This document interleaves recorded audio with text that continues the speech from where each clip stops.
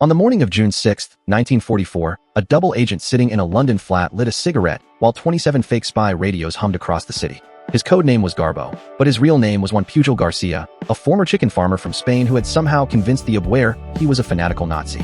Right now, as Allied landing craft slammed against the beaches of Normandy, Hitler's high command in Paris was waiting for a message from Garbo to tell them where the real invasion was happening. And Garbo was about to lie to them again. How does an ordinary civilian invent a phantom spy network so convincing that the Third Reich paid him a salary to sabotage themselves? The story does not begin in the smoke-filled rooms of MI5, but in the chaotic ruins of the Spanish Civil War. Juan Pujol Garcia had watched ideologies devour his homeland, and he developed a profound, burning hatred for both fascism and communism. By 1941, with Nazi armies overrunning Europe, Pujol decided he had to do something. He walked into the British Embassy in Madrid and offered his services as a spy. The British turned him away. They were overwhelmed, suspicious, and lacked imagination. Undeterred, Pujol hatched a staggering plan. If the British would not take him, he would volunteer for the German Abwehr instead, get trained in espionage, and then use that access to become a double agent for Britain. It sounds like the plot of a bad pulp novel, yet Pujol walked straight into the German embassy in Madrid, presented himself as a fiercely pro-Nazi zealot named Arabelle, and offered to spy in Britain. The Germans bought it completely. They gave him a crash course in secret ink, a shortwave radio, for £100 in cash, and instructions to move to London. The only problem was that Pujol had no intention of actually going to Britain. Instead, he bought a ticket to Lisbon, checked into a local hotel, and spent his days reading a Michelin guide to Great Britain, a railway timetable, and a few outdated British newspapers. From these meager scraps, sitting in a Portuguese hotel room, Pujol began inventing a vast, fictional network of subagents scattered across the British Isles.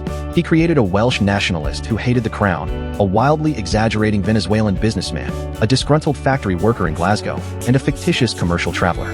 He would write long, elaborate reports about British troop morale, train movements, and naval deployments, mailing them to German handlers in Madrid using invisible ink.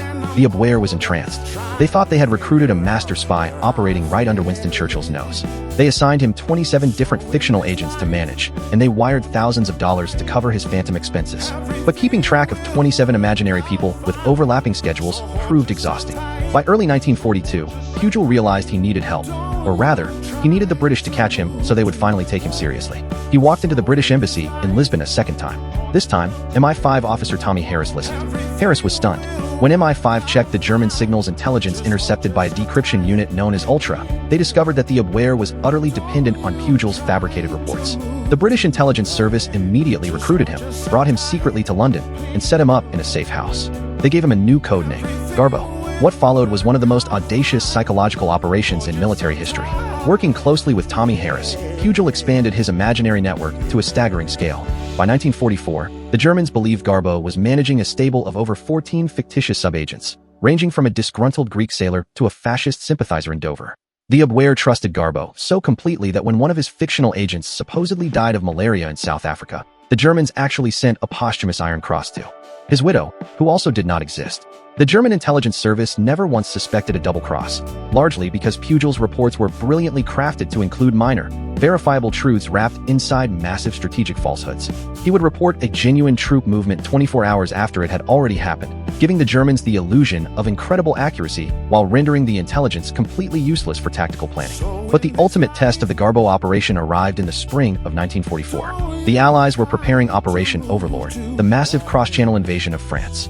To ensure the success of the D-Day landings, the Allies needed to convince the German high command that Normandy was merely a diversionary feint, and that the real invasion would strike across the narrowest part of the English Channel at Pas-de-Calais. They created a master deception plan called Operation Fortitude, and at the very center of it sat Juan Pujol Garcia.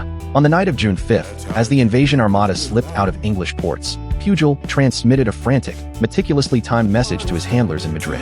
He warned them that the Normandy landings were a trap designed to draw German reserves away from the real target at Pas-de-Calais. The German intelligence handlers were so convinced by Garbo's urgency that they held back their strategic armored reserves for nearly 48 hours, waiting for the non-existent Pas-de-Calais invasion fleet to appear.